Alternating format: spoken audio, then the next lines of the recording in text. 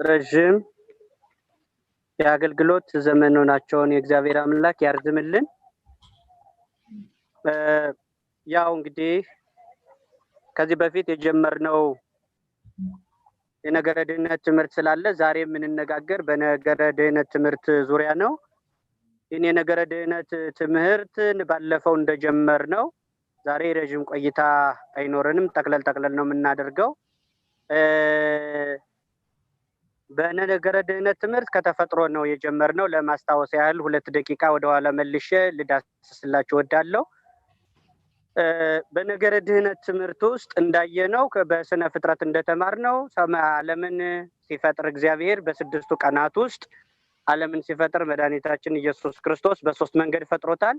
በሐሳብ በንግግርና በተግባር ነው የፈጠረው። በሐሳብ በንግግር ከፈጠረው ፍጥረት በተለየ ሁኔታ የሰው ልጅ ሲፈጥረው በተግባር እንደፈጠረው አዳምን ቆም አድርጎ ሌሎችን ዝቅ ጎንበስ አድርጎ ፍጥረታት ሲፈጠሩ አዳምን ቆም አድርጎ የፈጠረበት ምክንያት ገዢ ነህ ለማለት እንደሆነ አይተናል። እንግዲህ አዳምን ከፍሮ በልጅነት አክብሮ አዳምን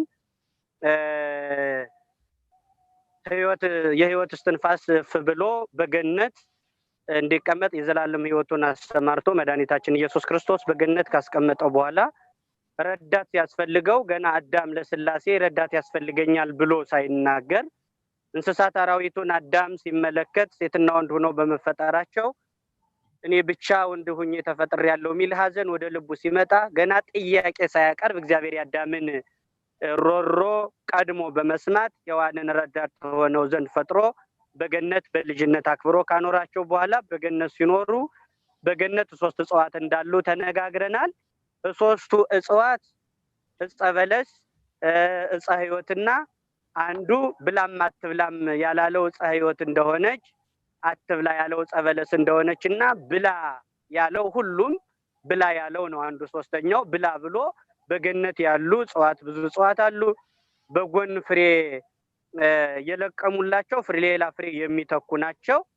እነዚህ ፍሬ የለቀሙላቸው ፍሬ የሚተኩ ዛፎች ባሉባት በገነት ውስጥ ሲኖር በጣም ሰው ፍጡር ቆጥሮ ማይጨርሳቸው እጽዋት ባሉበት ፍሬያቱ ነፍስን ከስጋ እስከ መለየት ድረስ የሚመስጡ እጽዋት ባሉበት በምግብ በተከበበ ዓለም ውስጥ በገነት ውስጥ ሲያኖረው አዳምን ዕፀ በለስን ብቻ እንዳትበላ ሲለው፣ ነገር ግን ሰው የተከለከለው ነገር ላይ ፎከስ ማድረግ ልማዱ ስለሆነ አዳም ብላ ተብሎ ከተፈቀደለት ዕፅ ይልቅ አትብላ ተብሎ የተከለከላትን ዕፀ በለስ ላይ ማፍጠጥ ጀመረ።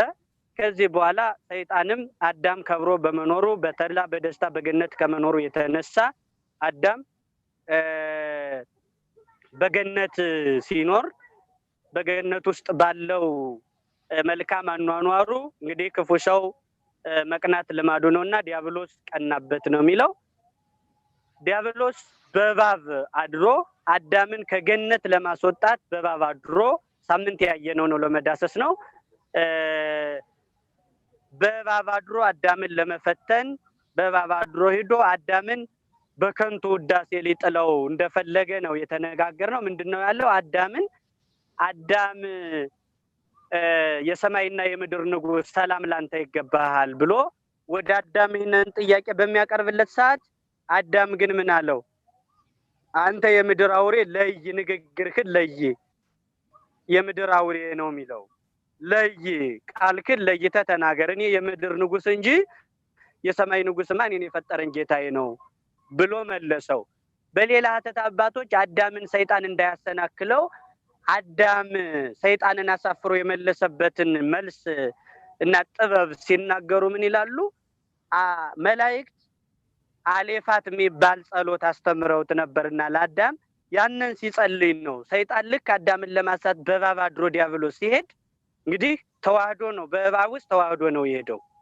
ተዋህዶ ያ ማለት ልክ ከጋለ ድንጋይ ላይ ቅቤ ብናስቀምጥ ቅቤው ከድንጋዩ ጋር እንደሚዋሃደው ማለት ነው። ከጋለ ድንጋይ በፀሐይ ካሞቀው ድንጋይ ላይ ቅቤ ብናስቀምጥበት ያንን ቅቤ ሁሉንም ጭልጥ አድርጎ እንደሚዋሃደው ልክ በእባብ ገላ ሰይጣን እንደዚህ ተዋህዶ ነው የሄደው። ክርስቶስ ደግሞ በድንግል ማርያም ስጋ የመጣው ሰይጣን አዳምን ያሳተው በእባብ ተደብቆ ስለሆነ ክርስቶስ ደግሞ የዲያብሎስን ጥበብ የሻረበት በድንግል ማርያም ስጋ በየዋሂት ርግብ በሷ ተደብቆ መጥቶ ነው ጥበቡን የሻረበት። ስለዚህ አዳም በገነት በሚኖር ጊዜ ጸሎት ሲጸልይ ስለነበር አላሸነፈውም። ጸሎት የሚጸልይን ሰው ሰይጣን አይቀርበውም። ቢቀርብም እንኳን እኛ ማናውቀውን ጸሎት ሰይጣን አውቆት ይበረግጋል እንጂ አይቀርብም። ስለነዚህ ሁለት ነገሮች አዳም ሳይሸነፍ ቀረ። ከዚህ በኋላ ወደ ሔዋን ተመልሶ ቢሄድ ሔዋን ስትጸልይ አላገኛትም። ሔዋን እግሯን ዘርግታ ስራ ፈታ ነው የሚለው። ስራ የሚፈታ ሰው ስራ ከመፍታቱ ባሻገር ለኃጢአት ይጋለጻል። ሰው በስራ ሲወጠር በስራ ሲያዝ አይምሮ ለኃጢአት ምቹ አይደለም። ስራ የሚያጣ ሰው ግን አይምሮአችን ዝም ብሎ አይቀመጥም። ኃጢአት ነው ሲያንሰላስል የሚኖረው ምን ላድርግ ሲል እና ስራ ፈታ ስለነበረ ስራ ያልፈታው አዳም ያባረረውን ሰይጣን ስራ በመፍታቷ ሔዋን አደመጠችው ነው የሚለው። ስራ ስላልነበራት ጆሮ ሰጠችውና በዛውም ላይ የሰማይና የምድር ንግስት ሰላም ላንቺ ይሁንልሽ ሲላት እጅግ በጣም ደስ አሰኛትና ፍንድቅድቅ አለች። ሳቅፋቅ ብላ ተቀበለችው። ከዚህ በኋላ ምን አላት? ስለተቀበለችው አየና እንደው በገነት ውስጥ ምንድነው የተከለከላችሁ ሲላት ምንም አልተከለከልንም ከአንዲት ዕፅ በቀር ሁሉንም ብሉ ንዱ ግዙ ብሎ ሰጥቶናል። አንዲት ዕፅ ግን ከልክሎናል፣ እሷንም እንዳንሞት ብሎ እንጂ ነፍጎን አይደለም ስትለው አይ ሔዋን እንደሷ አይደለም አለ ሰይጣን። ደግሞ እንደሷ አይደለም ነፍጓችሁ ቀንቶባችሁ፣ ምክንያቱም ዕፀ በለስን ብትበሉ አምላክ ትሆናላችሁ ብሎ እንዳትስተካከሉት ነው። አይናችሁ ይገለጥና ፈጣሪ የሚያውቀውን ሁሉ ጥበብ የምትገልጥ ዛፍ ስለሆነች ያችን ስትበሉ ዕፀ በለስን በበላችሁ ቀን ጥበብን ስለምታውቁ ከፈጣሪ ጋር በእውቀት ስለምታስተካክላችሁ የጥበብ ዛፍ ስለሆነች እንጂ የሞት ሞት ስለምታመጣ አይደለም ብሎ ጌታ የሞት ሞት ትሞታላችሁ ያለውን ትምህርት ህይወት ታስገኛለች ብሎ ዲያብሎስ ገልብጦ ሰበከው። ዛሬም ገልብጠው ከሚያስተምሩ አበላሽተው ሰርዘው በራሳቸው ልክ የእግዚአብሔርን ቃል ከሰፉ ሰዎች ይጠብቀን። ሰው በእግዚአብሔር ቃል መኖር ሲያቅተው እንደ ልብስ ሃይማኖቱን በልኩ ሰፍቶ በራሱ ድክመትም ውስጥ እንደሚንቀሳቀስ አይነት ሰው ሲያስተምራት ሔዋን መልስ እያላት መልስ እንደሌላት ሆነች ይላሉ አባቶች። ምን ማለት ነው ይሄ? የባህሪ አምላክ ሆናለሁ ብሎ ነው ዲያብሎስ የወደቀው። የባህሪ አምላክ ሆናለሁ ብሎ ክብሩን አጥቷልና ሔዋን በዛ ሰዓት አምላክ ትሆናላችሁችን ብትበሉ በሚላት ሰዓት እችን ዕፅ የበላ አምላክ መሆን ከቻለ አንተ ለምን አትበላትም ብላ መልስ መስጠት እየቻለች መልስ እያላት መልስ እንደሌላት ሆነች። ህይወትን የምታስከትልናት ብርሃንን ትገልጣለች ሲላት ብርሃንን የምትገልጥ ከሆነ አንተ በጨለማ ውስጥ እየኖርክ እችን በልተህ ለምን በብርሃን አትመላለስም ብላ የምትመልሰው እያላት ሔዋን መልስ ሳላት መልስ እንደሌላት ሆነች ብለው ቅዱሳን አባቶቻችን የቀደሙት ዋኖቻችን እንዲህ አስተምረውናል። ከዚህ በኋላ ሔዋን ይህንን በበላችሁ ቀን አምላክ ትሆናላችሁ፣ እንደ ፈጣሪ ሁሉን ታውቃላችሁ፣ ጥበብን የምትገልጥ ዛፍ ናት ሲላት ፍንድቅድቅ አለች ነው የሚለው። ባለፈው ትምህርታችን ላይ እንዳነሳሁትኝ ከዚህ ላይ ነው እንግዲህ ጥያቄ ማነሱት ፈላስፎች ምንድን ነው የሚሉት? እግዚአብሔር ፍጥረትን ሲፈጥር ከአዳም ጋር ሌላ ከሔዋን ውጭ ሌላ ሴት ፈጥሮ ነበር ሚል የፈላስፎች ትምህርት የክደት ትምህርት አለ ብዬ እዚህ በፊት አንስቻለሁ። ጥንቃቄ ማድረግ ያስፈልጋል። ይህን የያዝነውን የሚያስጠል ትምህርት ስላለ ነው ይህን ምለው። ምንድን ነው የሚሉት? ከሔዋን በፊት ሌላ ሴት ነበረች፣ ከአዳም ጋር የተፈጠረች ሌላ ሴት ነበረች። ስተቱን የሰራው ግን እግዚአብሔር ነው። ምን አደረገ ብለው ነው እግዚአብሔርን የሚተቹት በፍልስፍናቸው ውስጥ። እግዚአብሔር ፍጥረትን አዳምና ሔዋንን ሁለት ሰዎች ፈጥሮ አንድ ጠበብ ያለ አልጋ ሰርቶ ሰጣቸው። ይህ ጠባብ አልጋ አንድ ሰው ብቻ ነው የሚያስተኛው። ይህንን ጠባብ አልጋ አንድ ሰው የሚያስተኛ አልጋ ሁለት ሰዎች ሁለቱም አልጋው ላይ መተኛት ይፈልጋሉ። ነገር ግን እግዚአብሔር የሰጣቸው አንድ አልጋ ስለሆነ በዚህ ውዝግብ ጭቅጭቅ ውስጥ ሲገቡ በዚህ መካከል ነው እንግዲህ እንዴት እንዲህ አይነት ፍጥረት አመጣህብኝ ብሎ የፍልስፍና ትምህርቱን ክደቱን ሲያካሂድ እንግዲህ የመጀመሪያዋን ሴት ወሰዳት፣ ሔዋን ሁለተኛ ሴት ናት ብለው የፍልስፍና የክደት ትምህርታቸውን ያራምዳሉ። እግዚአብሔርንም ስተት ሰራ ብለው ከአዳም ይልቅ እግዚአብሔርን ስተተኛ ለማድረግ ይሞክራሉ ማለት ነው። ስለዚህ ዕፀ በለስን ደግሞ ሁለተኛው የእግዚአብሔር ስተት ክፍተት ብለው የሚያስተምሩት ዕፀ በለስን ካስቀመጠ በኋላ ዕውቀትና ጥበብን የምትገልጽ ዛፍ ብሎ መናገሩ የእግዚአብሔር ስህተት እንጂ የአዳም ስህተት አይደለም። ዛሬም ዕውቀትን እኛም ስለምንፈልግ በአዳም ቦታ ብንሆን እኛም ከዚህ የተለየን አንሆንም። ስህተቱ የእግዚአብሔር ነው ብለው እግዚአብሔርን ይተቻሉ። ለምን ካላችሁኝ ጥበብን የምትገልጽ ዛፍ ብሎ መናገሩ ስህተት ነው። ጥበብን ስለፈለጉ ነው እነርሱም እንጂ ክደት አይደለም ብለው የክደት ትምህርታቸውን ያካሂዳሉ። ጠቁሞ ለማለፍ ነው። ይሄም ወደ ዋናው ስንመጣ እንግዲህ ዲያብሎስ ይሄን አለ ጌታ የሞት ሞት ትሞታላችሁ የሚል ትምህርት ሲያስተምራቸው፣ ዲያብሎስ ግን በሕይወት ትኖራላችሁ አምላክ ትሆናላችሁ የሚል ትምህርት ገልብጦ ነገራቸው። ከእግዚአብሔር ትምህርት ይልቅ የዲያብሎስን ትምህርት በመስማታቸው ብርሃን ታያላችሁ ብሏቸው በገነት ሲኖሩ 7 ዓመት ሙሉ አዳምና ሔዋን ልብስ አልለበሱም፣ በብርሃን ግን ተከድነዋል ነው የሚለው። በጣም ይገርማል።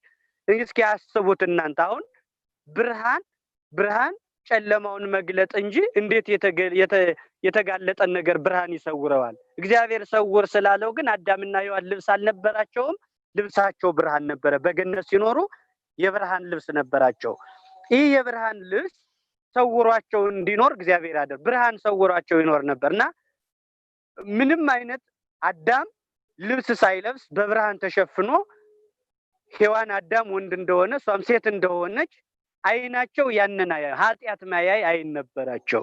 ከዛ በኋላ ግን የዲያብሎስን ትምህርት ሰምተው ያችን ዕፀ በለስ ስትበሉ ነው ያላት። ስትበሉ በአንድ እጅሽ ይዘሽ ለእርሱም አብዩ፣ በተመሳሳይ ሰዓት ብሉት። ምክንያቱም ዲያብሎስ እንዲህ ያለበት ለምንድን ነው? በተመሳሳይ ሰዓት ይህንን ብሉት እንዲል ያስገደደበት ምክንያት የሔዋን ጸጋ ሲገፈፍ አይቶ አዳም ሳይበላ ይቀራልና አዳም ያመልጠኛል ብሎ በተመሳሳይ ሰዓት ይህንን ምግብ ተመገቡት፣ አንድ ሁናችሁ ተመገቡት በሚል ይህንን ቃል ሰጣቸው። በዚህ ሰዓት ነው በተመሳሳይ ሰዓት ሔዋን ዕፀ በለሱን ለመብላት ጎመጀች ነው የሚለው።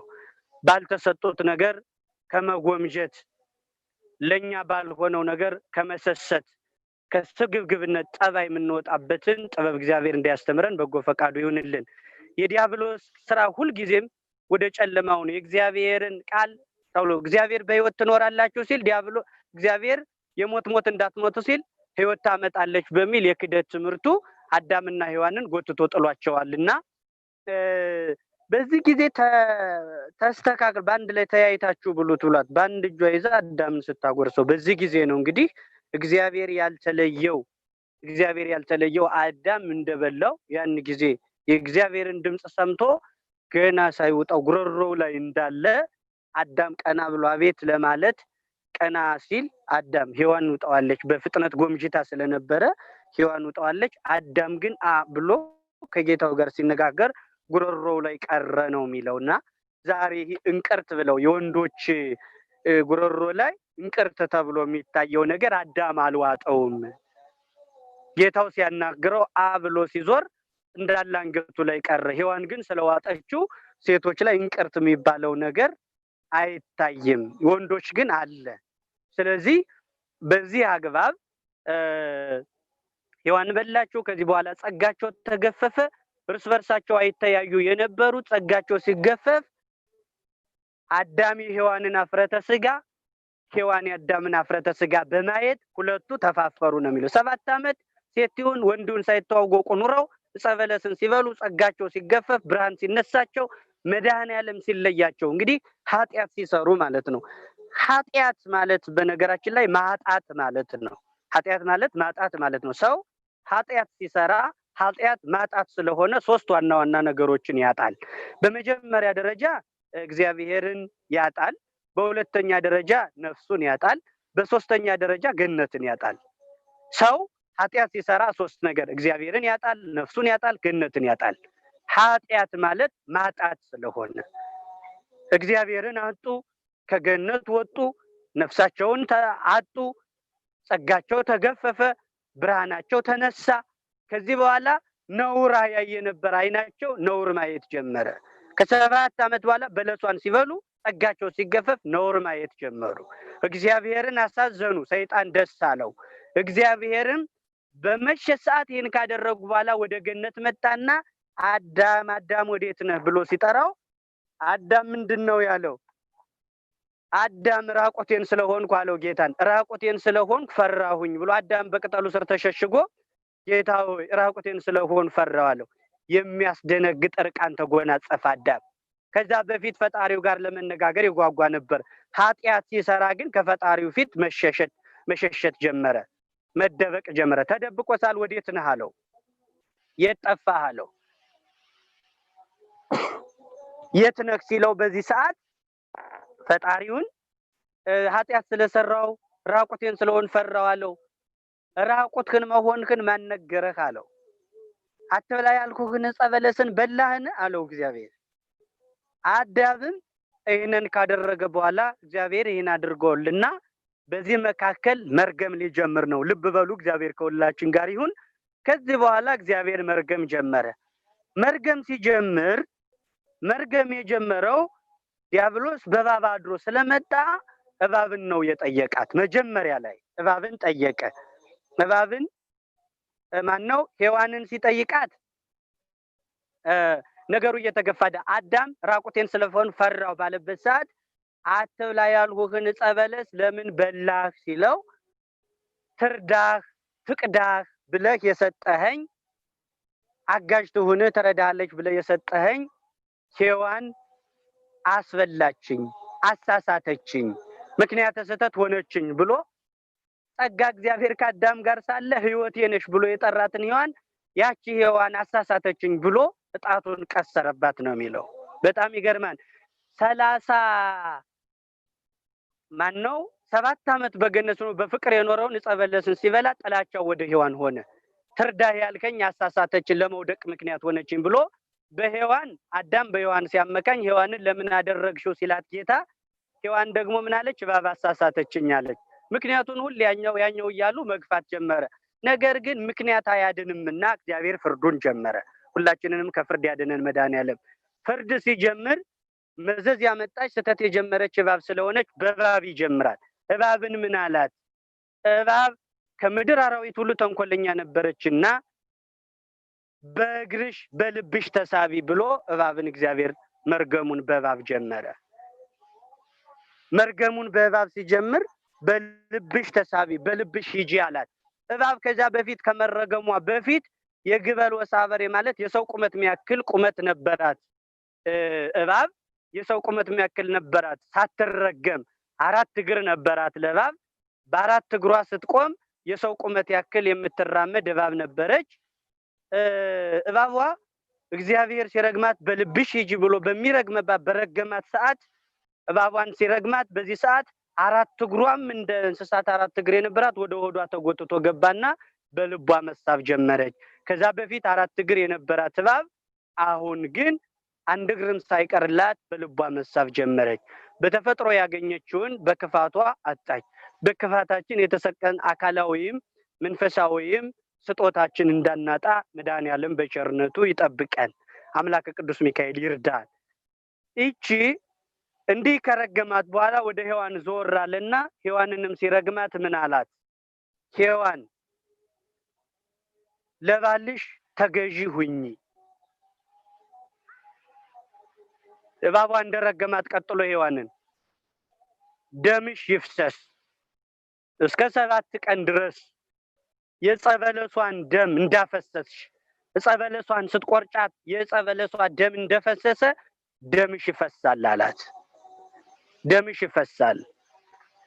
በምትወልጅበት ጊዜ ምጥሽን አበዛዋለሁ፣ ምጥሽ ይጠነክርብሻል።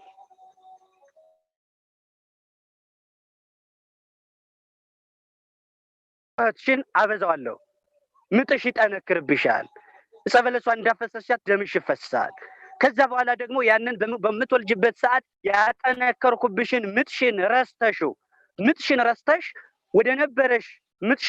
ወደ ነበረሽ ማንነት እንድትመለሽ ወደ ባልሽ እንድትመለሽ ያደርግሻለሁ ብሎ ምጥሽን ትረሽዋለሽ፣ ተመለሰሽ ታምጫለሽ፣ እንዲህ ምጥሽን አበዛዋለሁ አላት። ስለዚህ ያ መርገም እንዲፈሳት ሆኗል ሔዋን። እዚህ ላይ ማስተማር የምፈልገው ግልጽ ላደርግላችሁ የምወደው ይህንን መርገም ዛሬም አለ ብለው የሚያስተምሩ ሰዎች ዛሬም ሴቶች ላይ የሚታየው የወር አበባ ተብሎ ተለውጦ ሳለ መርገም ነው ብለው የሚያስተምሩ አንዳንድ ሰዎች አልጠፉም። አሁንም መርገም ዛሬ ተሰርዟል። በእናታችን በድንግል ማርያም የተባረከች ማይፀን ተብሎ የሴቶች ማይፀን በድንግል ማርያም ማይፀን በኩል ተባርኳል። ጌታ ከመቤታችን ሲወለድ አዳምን ለማዳን ነገረ ድነት የሚባለውን ተግባር ለመፈጸም ከሰማይ ሲወርድ በድንግል ማርያም ማይፀን ሲጸነስ ማይፀንን ቀድሶታል፣ ባርኮታል። ያን የተረገመ ማይፀን ቀድሶታል። ዛሬ የወር አበባ ለምልክት ያ ነበረ።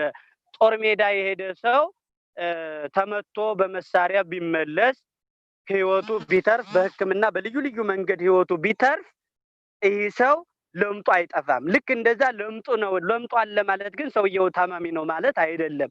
እንደዛ ለምጡ ምልክቱ እንጂ ያለ የተስፋ ምንጭ እንጂ የሚባል ዛሬ መርገም አይባልምና አደራ በእናንተም በኩል እንዲህ አይነት ስሜት እንዳይኖር በድንግል ማርያም በኩል ማይጸናችሁን መድኃኔዓለም ባርኮታል፣ መርገሙንም ሰርዞታል። የነገረ ድነት ትምህርታችን አንዱ የተረገመ ማይጸንን ሰርዞ መልካም ያደረገበት መርገም ወደ በረከት የተለወጠበት ነገረ ድነት ትምህርታችን ላይ ነው። እንግዲህ እንዲህ ከሆነ ሴቷ ለምንድነው ዛሬ የምትረጭ? ጸበል ካልተረጨ ሴቶች ያዋለዱት ሁሉ ረክሰዋን አይባልም። አይረክሱም። ጸበል መረጨታቸው መልካም ነው። በተለይ ያዋለዱት ለምንድን ነው ካልን ደም ሲፈስ እንደው አጋንንት ተልከስካሾች ናቸውና ያን ምክንያት አድርገው እንደው መናፍስት ይቀርባሉና ጸበል ቢረጩ እንጂ ለመርገሙ ምክንያት አይደለም ጸበል እንኳን የሚረጩትና በዚህ ዙሪያ ትልቅ ግንዛቤ እንዲኖራችሁ ፈልጋለሁ። ተስፋ እንጂ የተስፋ ምንጭ እንጂ የወር አበባ ተብሏን። አበባ ደግሞ የፍሬ ምንጭ ስለሆነ ልክ እንደዛ በረከት መሆኑን በማወቅ መርገሙ እንደተለወጠ በመረዳት ይህንን በዚህ እንድትረዱልኝ።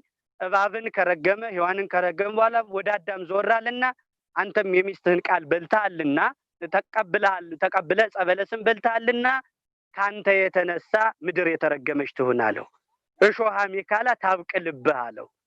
ጠረግረህ በወዝህ ብላ አለው። ጠረግረህ በወዝህ ብላ፣ ስትዘራ እሾህ ይብቀልብህ፣ ምድር በረከቷን አትስጥ ብሎ ረገመው። አዳም እንዲደክም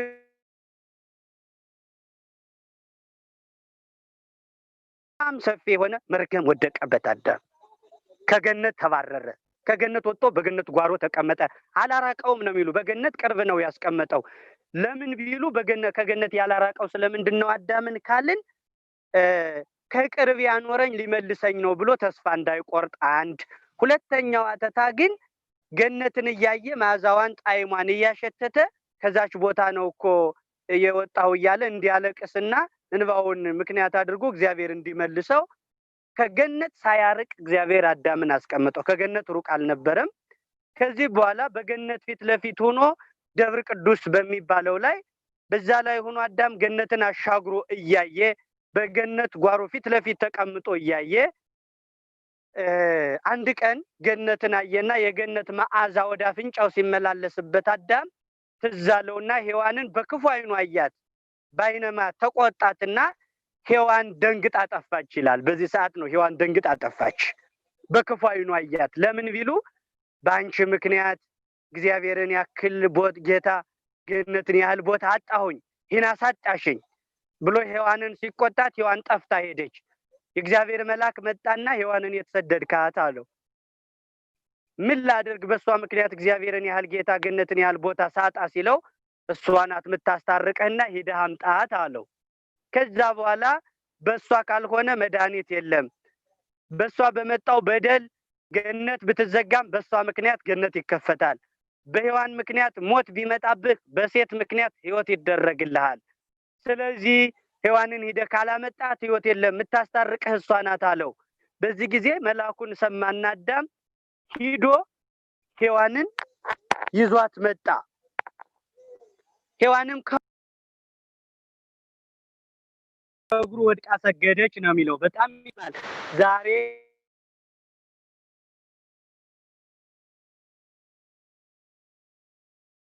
ድሃ ብትሆን ምንም ያጣች የነጣች ብትሆን ወንድ ሂዶ ያመጣታል ይማልዳታል እንጂ ሴት ሂዳ አትማልድም። ይህ ስርዓት ነው የቀጠለው።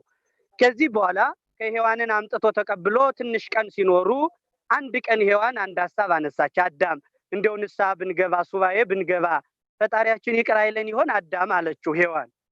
እንዴ እሱማ ለምን ይቅር አይለን ግን አንቺ አለሽና ምን ይሆናል ብሎ አሁንም በነገር ጎሸማት። ይመጎሻሸም በትዳር ውስጥ ያለው ፈተና ሆኖ የሚቀጥለው ከአዳም የወረደ ነው። መጎሻሸም አለ በነገር አሁን አንቺ አለሽና አለ። ገነት ላይ ግን ፍቅር ነው የነበረው።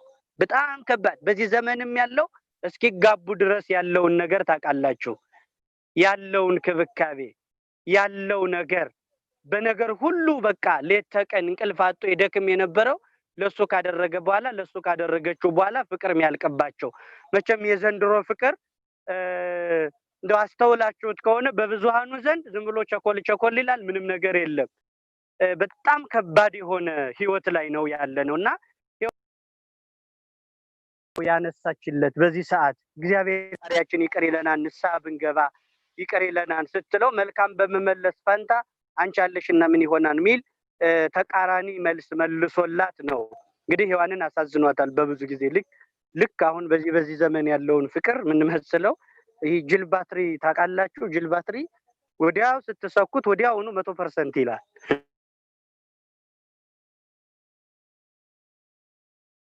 100% ይላል። ወዲያው ነው የሚሞላው። ወዲያው መልሳችሁ ስትነቅሉት 100% 15% ይላል።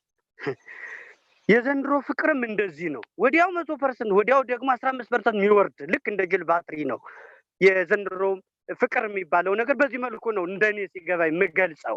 እና ሔዋን ጎሸማት በነገር ግን አንቺ አለሽና ሲላ አንቺ ካለሽበት ሲላት እኔ ከፈቃድ አልወጣም አለችው። እንግዲያውስ ብሎ ከባህር ውስጥ አንድ ባህር ላይ ቀኖና ገቡ። 40 ቀን በዚህ እንጾማለን እንጸልያለን እግዚአብሔር ይቅር ይለናል አሉ። 40 ቀን ካልተፈጸመ አንወጣም ብለው ሱባኤ ጀመሩ። 35 ቀን ሲሆናቸው 35 ቀን ሲሆናቸው አዳምና ሔዋንን 5 ቀን ሲቀራቸው ሰይጣን መጣና አዳምን አዳም ብሎ ጠራው። ና ውጣ ብሎሃን ፈጣሪ አለው። ማነህ አለ አዳም።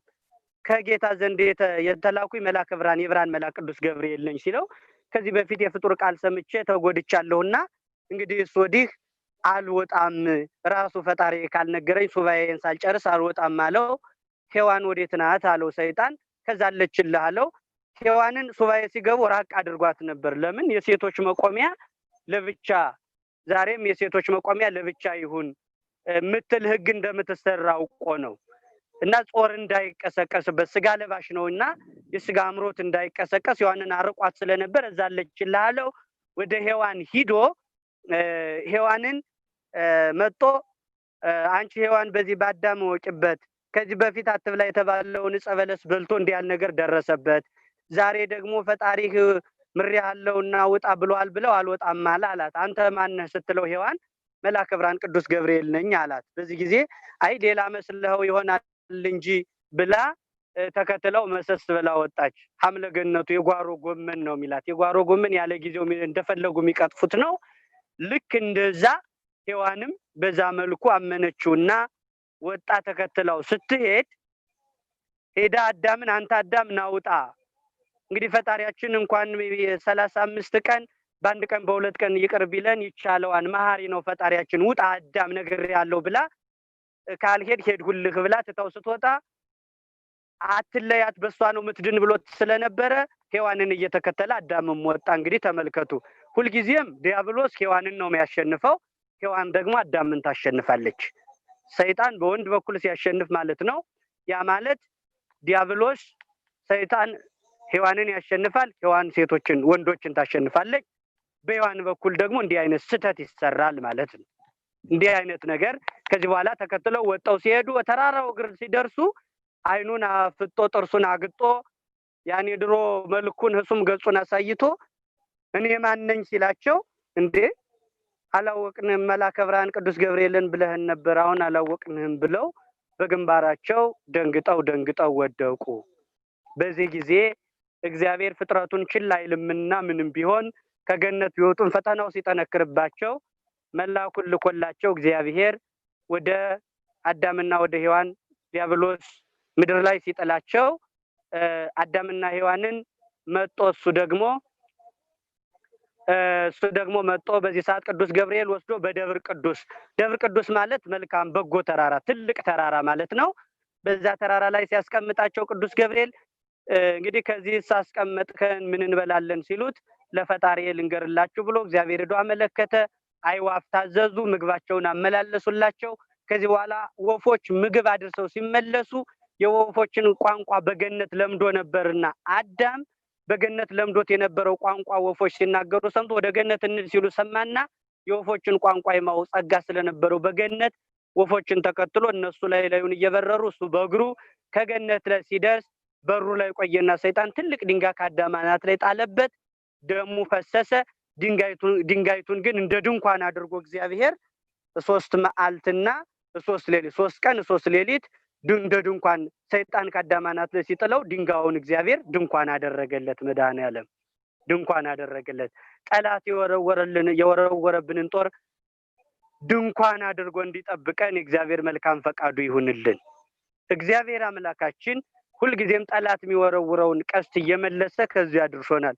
ምናልባት እኛ የምናውቀው መኪና ሲስተን ብቻ እንጂ ብዙኛ ማናውቃቸው ያተረፈን ብዙ ነገሮች አሉ። እንግዲህ የወፎችን ቋንቋ እንኳን አውቆ ነበረ። የወፎችን ቋንቋ እንኳን ያውቅ ነበረ። አዳም የወፍ ቋንቋ አውቆ ነበር። ያኔ ነው እንግዲህ ደሜ እንደፈሰሰ አይቀርም ብሎ ደሙን ጨምሮ አዳም ደሙን ጨምሮ ከዕፀ በለስ ጋር አድርጎ መስዋዕት ወደ እግዚአብሔር ሲያቀርብ የዛሬን ተቀብያለሁ አዳም። እንግዲህ ግን ዓለም በሰው ደም አይድንም፣ በእግዚአብሔር አብ ልጅ እግዚአብሔር ወልድ በተዋሃደው እግዚአብሔር ቃል በተዋሃደው ደም እንጂ በሰው ደም አይድንም፣ ደግመህ እንዲህ አትሰዋ ብሎ እግዚአብሔር ነገረውና ከዚህ አያይዞ መስዋዕቱን ጥግ አደረገና ምን አለው? ከልጅ ልጅ ተወልጄ 5 ቀን ተኩል ሲፈጸም አድነሃለሁ ብሎ እግዚአብሔር ቃል ገባለት። በዚህ መሰረት ከልጅ ልጅ ተወልጄ አላት። በእመቤታችን በሐና በኢያቄም አድርጎ በእመቤታችን እንደሚመጣ መስዋዕቱን ሲያቀርብ እግዚአብሔር ቃል ገባለት። በዚህ መልኩ እንግዲህ አዳምን ሊያድነው ነው። እንግዲህ ስለ ዕፀ በለስ ወደ ነገረ ክርስቶስ ነው እንግዲህ የምንገባው። አዳም እንዲህ ከወደቀ እንዲህ ከሆነ የአዳም መንገላታት እግዚአብሔር እንዴት አዳነው? ማዳኑን ሲጀምር 5 ቀን ተኩል ሲፈጸም ከልጅ ልጅ ተወልጄ በሜዳ ድሄ በመስቀል ተሰቅዬ አድነሃለሁ ብሎ ለአዳም ፕሮሚስ ቃል ገባለት። ለአዳም ቃል ገባለት። ይህን ቃል እግዚአብሔር ቃል ከተናገረ አያስቀርም፣ የማያደርገውን አይናገርምና እግዚአብሔር በዚህ መንገድ ነገረ ድነት የሚባለውን ትምህርት እችን ቃሉን ጠብቆ ቃል ኪዳን ጽኑ ስለሆነ እግዚአብሔር በቃል ኪዳኑ ምክንያት ከሰማይ ሰማያት እንደሚወርድ ከድንግል እንደሚወለድ በልጅ ልጅ በኩል አድነሃለሁ የሚለውን ቃል ገባለት። እንግዲህ ስለ ዕፀ በለስ ጠቅለል አድርገነው ለመምጣት ከዚህ በኋላ ወደ አዳም ከአዳም ወጥተን ክርስቶስ እንዴት እንዳዳነው ስለሆነ ምንማማር ማለት ነው።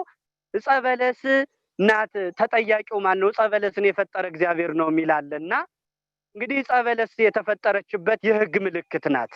ዕፀ በለስ የሕግ አባቶቻችን የጾም ምልክት የሕግ ምልክት ብለዋታል።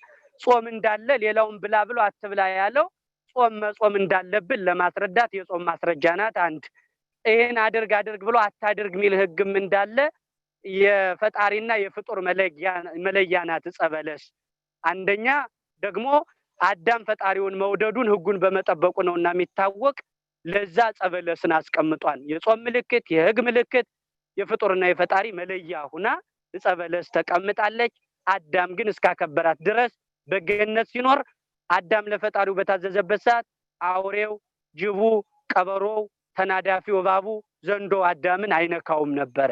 ምክንያቱም እሱም ለፈጣሪው ስለሚታዘዝ ጅቡም ሌላውም ተናዳፊው ተናካሽ አውሬ መጥቶ ምን ይለው ነበር? አዳምን አዳም አርደህ ብላን አልበህ ጠጣን እያሉ ሌሎቹም አዳም ለፈጣሪው አልታዘዝ ሲል ግን ጅቡ ቀበሮው አውሬ ሆኖ አዳምን መብላት ማሳደድ ጀመረ። እናንተ ለእግዚአብሔር ከታዘዛችሁ ልጆች ታዛዥ ልጅ ታገኛላችሁ ማለት ነው። እኛ ለእግዚአብሔር አልታዘዝ ስንል የኛ ልጆች ለኛ አይታዘዙንም። እኛ ስንታዘዝ ግን አራዊትን እህት ወንድም ያደርጋል። አስባችሁታን ዳንኤል የባቢሎን ዋሻ ላይ የባቢሎን ገደል ላይ ጉድጓድ ላይ ከአንበሶች ይስባብሩት ብለው ዳንኤልን በከተቱት ጊዜ ጉድጓድ ላይ አንበሶች እያዛጉ ግን ትቢያ እያራገፉ ዳንኤልን በምላሳቸው እየላሱ እንደ ወንድም እንደ በጎ እናት ይንከባከቡት ነበር። ሰዎቹ በቅናት ገደል ሲከቱት ከአንበሶች ጋር አንበሶችን ግን እህት ወንድም አደረገለት። ለምን? ዳንኤል ለእግዚአብሔር ስለታዘዘ። እኛ ለእግዚአብሔር ስንታዘዝ አራዊት ለኛ ይታዘዝ፣ ማይታዘዘው አካል ይታዘዘናል።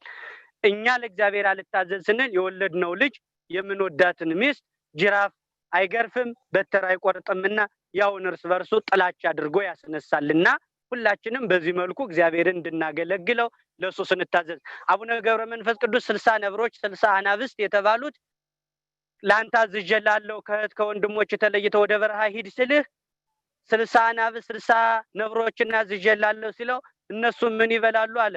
እነሱ ምን ይበላሉ ስለ ትቢያህን ይልሳሉ፣ ምግባቸው ያንተን ሰውነት እየላሱ ነው አለው። አቡነ ገብረ መንፈስ ቅዱስ ለእግዚአብሔር ሲታዘዝ ትቢያውን እየላሱ አንበሶች ነብሮች በሱ ምግብ ሆነው ኑረዋልና ይሄንን ማሰብ ማስታወስ ያስፈልጋል። በዚህ መልኩ ነው የሚቀጥለው ሰው አሪም የሞኝ ትምህርት የሚያስተምሩ የሞኝ ጸጸቱ ልክ ሰውየው አያዳም እያለ ቁፋሮን ሲቆፍር አያዳም እያለ ሲቆፍር ባይለጸጋው አየውና ምን እያልክ ነው አያዳም የምትለው? ጸበለስም በልቶ እንዲያድርጎ ምድር ሁሉ አስረግሞ ምድር በረከቷ እንዳሰጥ አድርጎ እሱ ነው እንጂ ከዚህ ያደረሰኝ ሲል አንድ አደራ ልስጥህ አለውና አደራ ሰጠው። ወፏን ይዞ ርግቧን ይዞችን ነገር በሙዳይ አድርጎ ከፍተህ እንዳታያት አደራ ነው። አደራ ጥቅ ሰማይሩ ከፍተህ እንዳታይብኝ ብሎ ርግቧን በሙዳይ አድርጎ ጠብቅ ብሎ ሰጠው። በምሳሌ ሊያስረዳው ከዛ በኋላ እሺ ብሎ መቼም ሰው ከተከለከለ እንደው ምንድናት ይሆን ከፍተህ እንዳታያት ጠብቃት ያለኝ እያለ እየደነገጠ ሲፈልግ ዝም ብሎ ሲጠብቃት አልቻለው አለና አንድ ቀን ዛሬስ ከፍቼ ማየት አለብኝ ብሎ ግልጥ አድርጎ ሲያያት ያልሞተች ያልታሰረች ርግብ ስለነበረች በራ ሄደች። ከዚህ በኋላ ባይለጸጋው መጣና በል አደራህን አምጣ ሲለው ከፍቶ ሲያያት የለችምና በዚህ ሰዓት ምን አለው? የተሰደድካት አለው። የተሰደድካት ሲለው አይ ከፍቼ ላያት ብየሳለ አመለጠችኝ አለው። ይው ለአደራ አዳምም እንዲያለ አደራ ነው። ከዚህ በኋላ ወይ አዳም ሳይሆን ወይኔ በል አለው። ወይኔ በል አለው። ከዚህ በኋላ ወይኔ እያልክ ኑር አለውና ከዚህ በኋላ ሰው ወይኔ የሚባለው እንኳን መጥቶ እኛንም ያገለግለን የሚያስተምረን ነው። ስለዚህ እጸበለስ በጥቅሉ ልጠቅልለውና ትምህርቴን እጸበለስ ዝሙት ነው። እጸበለስ ስካር ናት። እጸበለስ ጠላቻ ነው። እጸበለስ በለስን የነካ ሁሉ ዝሙትን ነካ ማለት ነው። ትዳሩን አክብሮ ያላዘ ሰው እጸበለስን በልቷል ማለት ነው። ዛሬ እጸበለስን በቀጥታ ለመብላት አይደለም። እጸበለስ የተተካችው በኃጢአት ነው። ዝሙት እጸበለስ ነው። ስካር እጸበለስ ነው። ነፍስ መግደል እጸበለስ ነው። እነዚህ ሟርት እጸበለስ ነው። ጠንቋይ ቤት መመላለስ እጸበለስ ነው። እነዚህን ሁሉ መንካት ሰውን አለመውደድ እጸበለስ ነው። ስለዚህ ሁላችንንም ትዳራችንን ማናከብር ከሆነ እጸበለስን በልተናል ማለት ነው። እጸበለስ ክብር የተለዩ ናቸው ማለት ነው። ቤተሰቦች እንግዲህ ሰዎቹ ዛሬ ትዳራቸውን ባለማክበራቸው ጸበለስን እየቀጠፉ እንደሆነ ምንም ማርበት ነው። በአዳም መፍረድ በሔዋን መፍረድ አይደለም። እስኪ የራሳችን ትዳር ነው። ምን ሰውየው ምንድነው የሚባለው? ሴትዮይቱ ውሽማ ይዛ፣ በእርግጥ ውሽማ ሳይሆን የሚባለው ውሾማ ነው የሚባለው። ቃሉ ሲስተካከል ውሽማ ሳይሆን ውሾማ ተብሎ ነው የሚስተካከለውና አንድ ብቻ አይደለም። እኛ አንድ ጸበለስን የበላ አዳምን ነው የምንፈርድበት። እኛ ግን ጸበለስን ብዙ ጊዜ በልተናል። አዳም ጸበለስን አንድ ቀን በልቶ በንስሐ ታርቋል። እኛ ዛሬ ጸበለስን ስንቀጥፍ ስንሰርቅ ነው የምንውለው። አንድ ጸበለስ አይደለም እኛ የሚበቃን። አንድ ሰው ከሚስቱ ውጭ 3 ሴት ከደረሰ 3 ጊዜ ጸበለስን ቀጥፏል ማለት ነው። 3 ነፍስ ካጠፋ 3 ጊዜ ጸበለስን ቀጥፏል ማለት ነው። እና 3 ውሽማ ይዛ ሴቲቱ ከባሏ ላይ ደርባ አንድ ቀን ሰዎች ነገር ሰሩለትና እንግዲህ ሚስት እንዴት አደርጋለች ሲሉት አይ እስኪ ልገምታት የሰው ቃል ሰምቼ ከምጣላት ብሎ መንገድ ሄድኩኝ ቤቱን አደራ ብሎ ከወጣ በኋላ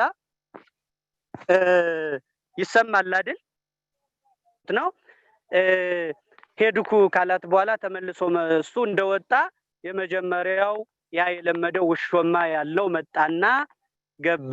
ያ እንደገባ ሁለተኛው መጣና ሲገባ ላይ ቆጦን ላይ ይወጣል የመጀመሪያው። ያ ሁለተኛው እንደገባ ሶስተኛው ሲደርስበት ያኛው ደግሞ ታች ቆጦ ስር ይገባል። እና ሶስቱም እንደገቡ ባለቤቱ ከመንገድ ተመልሶ መጣ።